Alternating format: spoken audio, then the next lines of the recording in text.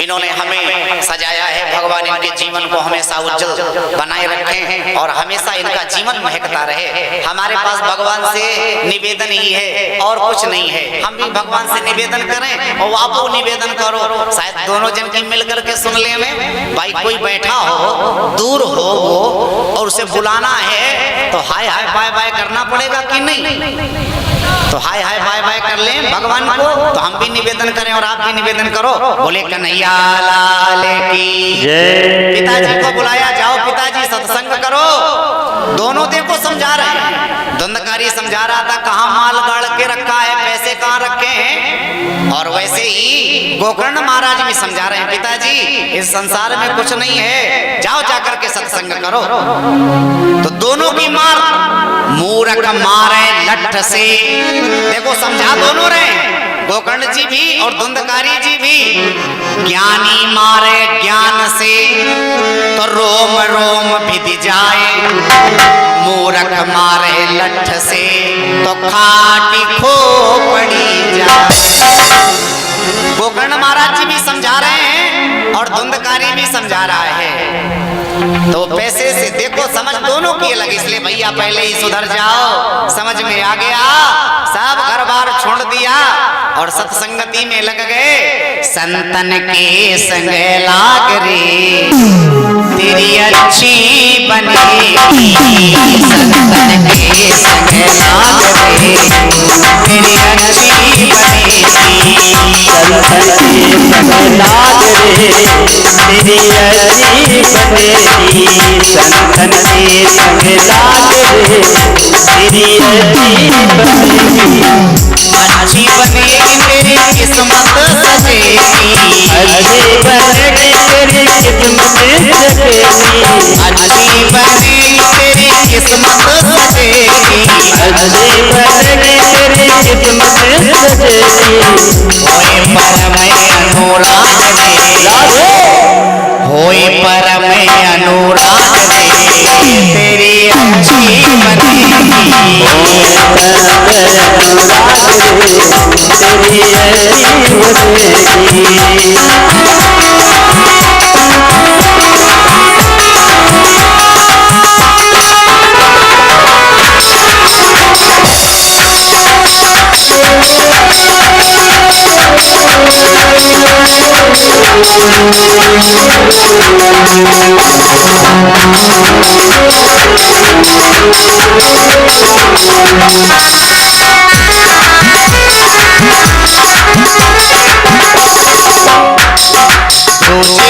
बन गई प्रहलादों की बन गई, बन गई प्रहलादों की बन गई, बन गई प्रहलादों की बन गई, बन गई प्रहलादों की बन गई। हरि चिंतन में पाग रे, स्वयं हरि चिंतन में पाग रे तेरी अच्छी बनेगी, तेरी अच्छी बनेगी, तेरी अच्छी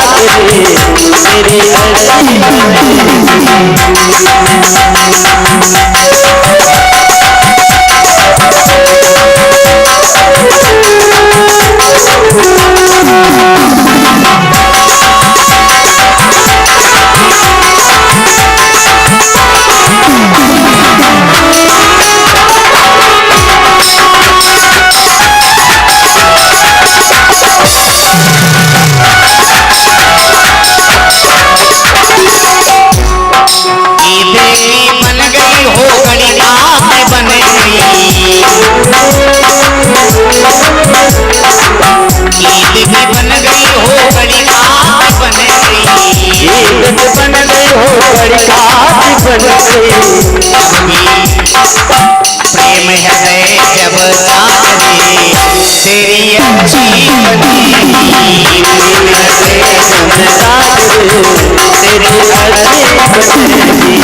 संतन के संग लाग रे तेरी अच्छी बनेगी, संतन के संग लाग रे तेरी अच्छी बनेगी, संतन के संग लाग रे तेरी अच्छी बनेगी, संतन के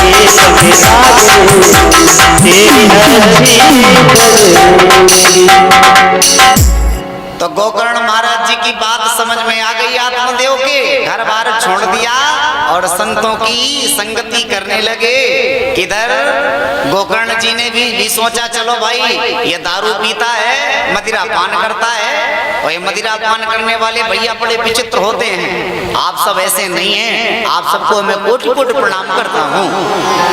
तो गोकर्ण जी ने भी सोचा किसी दिन पौआ लगा के आ गया तो झोली कमंडल हमारा भी छीन लेगा और ले जाकर बेच देगा। तो भैया अपना झोली कमंडल बचाओ। गोकर्ण महाराज जी भी घर से चल दिए, पिताजी भी चले गए, गोकर्ण महाराज जी भी चले गए। अब माता जी अकेली बची जिनका नाम है धुंधली। एक दिन मैया को पकड़ लिया, कहा मैया कहाँ तिजोड़ियां गाड़ करके रखी हैं, कहाँ पैसा छुपा के रखा है, जल्दी से निकालो नहीं तो जलती हुई लकड़ी से मारूंगा। इत्या हनत्या दुरत्यम, जलती हुई लकड़ी से मारूंगा। धुंधली जान गई ये दुष्ट है, ये अवश्य ही जलती हुई लकड़ी से हमें मारेगा। तो आधी रात के समय तेन दत्वा कूपे जाता तेन सा निधनम गता। आधी रात में एक कुआं जिसे अंधवा कुआं कहते हैं, जो ना तो जलई हो में और ना ही वो सूखा हो, ऐसे कुएं को हम अंधवा कुआं कहते हैं। कीचड़ से भरा है और उसी कीचड़ से भरे कुएं में कूद के धुंधली मैया भी समाप्त हो गई। तो अभी तक तो माता का भी थोड़ा डर था, अब ना तो पिताजी हैं ना भैया हैं, मैया भी समाप्त हो गई तो डर तो रहा नहीं है। तो पहले तो ये बधुओं के घर जाता था, अब इसने सोचा रोज कौन जाए 2 किलोमीटर वैश्याओं के घर, तो इसने 5 वैश्याएं अपने घर पे ही रख ली। धुंधकारी गृहे तिष्ठ पंचपर्ण वधुव्रता, 5 वैश्याएं घर में ही ला करके रख ली। खूब मदिरा पान करता है और खूब कामांध होता है। सनई सनई जो भी घर में माल रखा था वो समाप्त होने लगा। भाई कितने दिन घर में बैठ करके खाओगे, कमाओगे नहीं तो खाओगे क्या, क्योंकि खाना कमाना और खाना खाना कमाना, कमाना खाना, बस 2 ही शब्द तो हैं। तो कितने दिन तक घर में रखा रहेगा। धीरे धीरे धन समाप्त होने लगा। अब ये नौबत आ गई, जो ये वैश्याएं होती हैं ये धन की प्रिय कामिनी, ये जब तक धन रहता है तब तक तो बड़े मीठे मीठे स्वर में आपसे वार्ता करेंगी, और जैसे ही धन खत्म हुआ तो ये किसी दूसरे के द्वारे की आहट देखने लगती हैं। अब इसने सोचा महाराज धन समाप्त हो रहा है और ये भी छोड़ के चली जाएंगी तो हम क्या करें। ऐसी स्त्रियों से बच करके रहना। हृदय छुरा धाराभ्याम, इनके हृदय में छुरा चला करता है। सारी माताएं ऐसी नहीं होती हैं, लेकिन रसोवाचम कहे स्थिति, मुख में कैसे वाक्य, बड़े प्यारे प्यारे वाक्य बोलती हैं। ऐसा लगता है देखो फूल बरस रहे हैं, लेकिन हृदय में छुरा चलता रहता है। तो ऐसी स्त्रियों से बच करके रहना। बोले कन्हैया लाल की। तो क्या करूं, अर्धरात्रि में एक राजा के धन कोष से खूब माल पानी उड़ाया इसने, गठरी बांधी, पोटली तैयार की, और आधी रात में घर आया, कुंडी खटखटाई, एक देवी खाना बना रही थी। उसने देखा रे खूब माल पानी लेकर के आ रहे हैं, आओ भगत की बढ़िया दौड़ करके गई, पानी लेके आई, महाराज जलपान करिए, एक भोजन लेकर के आई, महाराज भोग करो, अन्न खाओ, भोग लगाओ और क्षुधा समाप्त करो। थोड़ी देर बाद मधुर बातों में पूछा ये धन कहाँ से लाए हो। बोला राजा के राजघराने से और खजाने से आज रात में चोरी की हमने। गड़िकाएं कहने लगी अगर राजा को मालूम हुआ तो ये भी मरेगा और साथ में हमें भी मरवा डालेगा। तो बहनों ऐसा करो, ना रहे बांस ना बजे बांसुरी, इसी को समाप्त कर दो और जो धन है वो लेकर के हम आपस में बांट लेंगी। तो एक दौड़ करके गई, रस्सी लेकर के आई, गले में डाल दिया फंदा, एक इधर से खींचे एक इधर से खींचे, लेकिन ये दुष्ट है, समाप्त नहीं हो रहा है। एक जो भोजन बना रही थी, जलते हुए अंगारे इसके मुख में डाल दिए, बेचारा तड़प तड़प करके मर रहा है। जैसे ही अधोगति तड़प करके मरा, इसे अधोगति प्राप्त हुई, ये प्रेत बन गया। अब उसी घर में रह रहा है। वैश्याएं तो रुपया उठाया और चली गई, क्योंकि इन्हें तो सिर्फ धन प्रिय लगता है। तो ऐसी स्त्रियों से बच करके रहना। मनो मुख्या रसो वयम वाचा, मुख से बड़े मीठे मीठे शब्द बोलेंगी, लेकिन हृदय में छुरा चल रहा है। धन लेकर के सब अपने अपने घर को गई। अब ये बेचारा प्रेत योनि को प्राप्त हुआ। अब क्या करे? अब सोच रहा है कि देखो, ये बहुमूल्य जीवन जो हमें परमात्मा ने दिया है, 30 लाख स्थावर जानो, 9 लाख सब जलचर मानो, 11 लाख कूर्म कवि गाई, पक्षी गण 10 लाख बताई, 30 लाख पशु जानो भाई, 4 लाख बानर समुदाई, जब या 84 कट जावे, तब कहूँ मानुष करतन पावे। इतना 84 का चक्कर लगा करके हम और आप आते हैं एक पोस्ट के लिए। ये कौन सी पोस्ट है? ये मानव रूपी पोस्ट। और इसमें भी आकर के अगर हम घोंसले में भगवान का भजन ना करें, संतों का सम्मान ना करें, गाय गंगा को ना माने, वेद को ना माने, तो फिर हमारा मानव होना बेकार है, व्यर्थ है। सब ये सोचने लगा क्या करें। एक दिन गोकर्ण जी के विचार आया, बहुत दिन हो गए हैं अपने घर नहीं गए, चलो चल करके घर में देखा जाए भैया कैसे हैं, माता जी कैसी हैं। जैसे ही गांव आए तो देखा तो घर में कोई नहीं है। मोहल्ले वालों से पता किया, मोहल्ले वालों ने बताया माता जी भी समाप्त हो गई, धुंधकारी भी समाप्त हो गया। गया आदि तीर्थ स्थानों में पिंडदान किया, लेकिन धुंधकारी को मुक्ति नहीं मिली। जैसे ही सायंकालीन बेला है, आए घर, आसन लगाया, संध्या बंदन करने के लिए बैठे, उसी समय क्या देखा? अधोरूप जातस्त। अधोरूप कहीं तो बकरा बन जाता है, कहीं मेढ़ा बन जाता है, कहीं भैंसा बन जाता है, नाना प्रकार के कृत्य कर रहा है, उछल रहा है, कूद रहा है, कहीं रो रहा है। अब गोकर्ण जी का मन नहीं लग रहा है। गोकर्ण जी ने हाथ में जल लिया। कौन हो तुम? ये बोल नहीं पा रहा है। हाथ में जल लेकर के जैसे ही सरस्वती नदी का जल और धुंधकारी पर छोड़ा, तो ये कहता है, अहम भ्राता तुदियोस्मि धुंधकारी नामता, स्वकीयो नैव दोषेण यथारूपा प्रदत्त में। भैया, अहम भ्राता तुदियोस्मि, हम तुम्हारे भाई हैं। धुंधकारी नामता, हमारा नाम धुंधकारी है। गोकर्ण महाराज कहते हैं, अरे हमने गया में श्राद्ध किया, पिंडदान किया, लेकिन तुम्हें मुक्ति नहीं मिली। धुंधकारी कहता है, भैया कर्म ही हमने इतने जुगुत्सुक किए हैं कि थोड़े से पूर्ण कामों में हमारा उद्धार नहीं होने वाला है। और ये किसी का दोष नहीं है, ये हमारा ही दोष है। आज जान चुका है ना कि जिस मद के मदांत होकर के हम संसार में भटक रहे थे, भ्रमण कर रहे थे, नाना प्रकार के अनर्गल कृत्य कर रहे थे, उनका कोई अस्तित्व नहीं है। एक दिन वो समाप्त होने हैं। जाग चुका है भैया।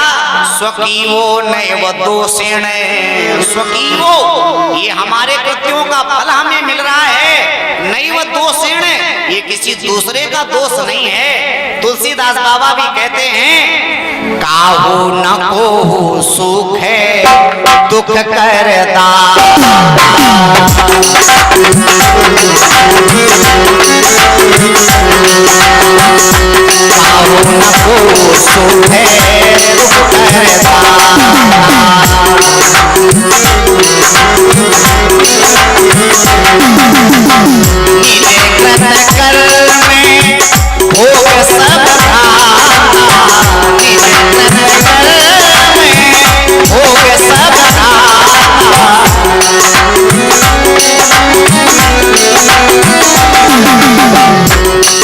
न पूछू है दुख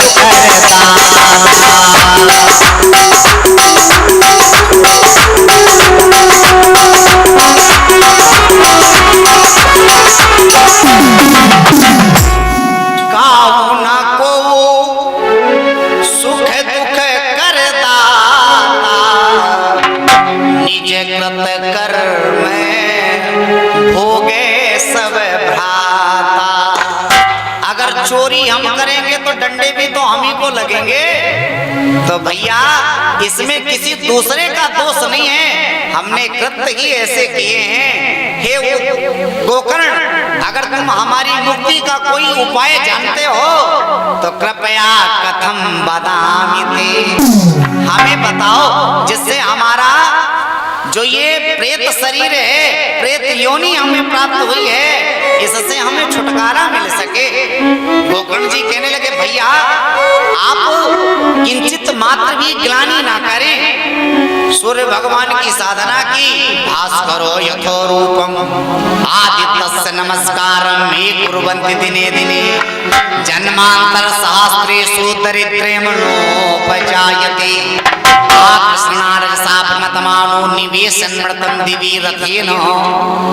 भगवान सूर्य की साधना की, हे प्रभु ऐसा कोई उपाय बताओ जिससे हमारा भैया जो प्रेत योनि में आ गया है इससे इसे छुटकारा प्राप्त हो सके।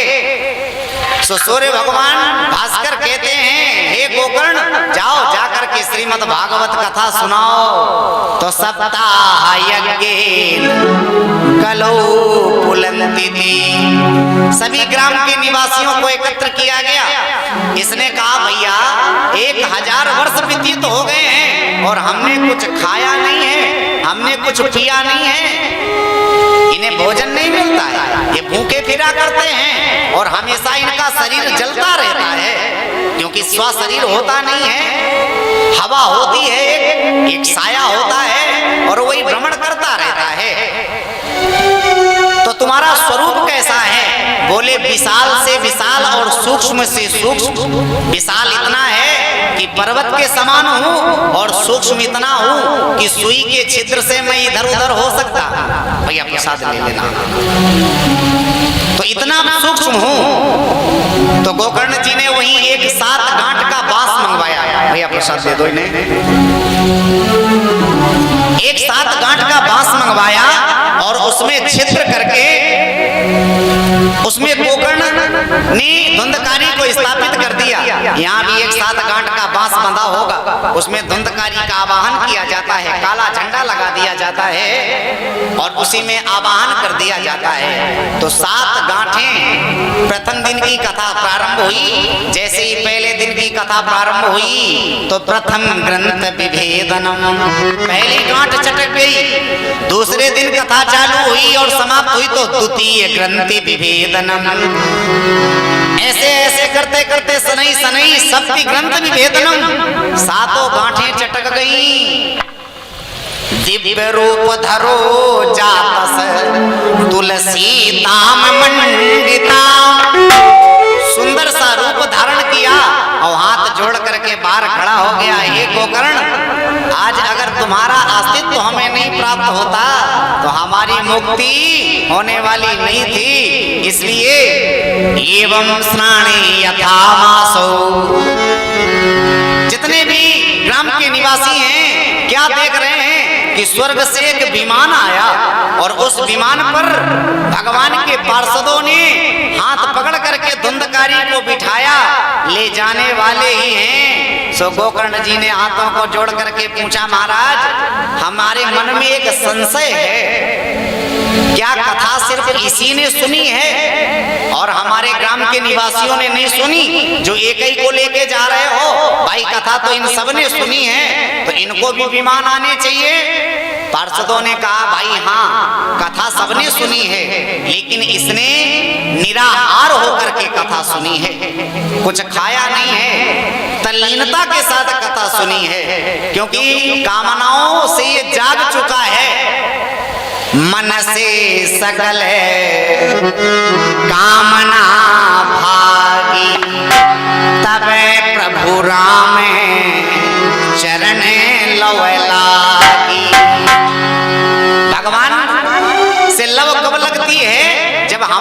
समस्त कामनाएं समाप्त हो जाती हैं, और जहाँ कामनाएं लगी हैं तो भगवान का प्रादुर्भाव नहीं हो पाता है। तो कथा तो सुनी सबने है, लेकिन इसकी तरह तल्लीनता के साथ नहीं सुनी है। उधर से बढ़िया कोई गाड़ी आ जाए और सबका चेहरा उधर हो जाता है, कथा से मन हट गया।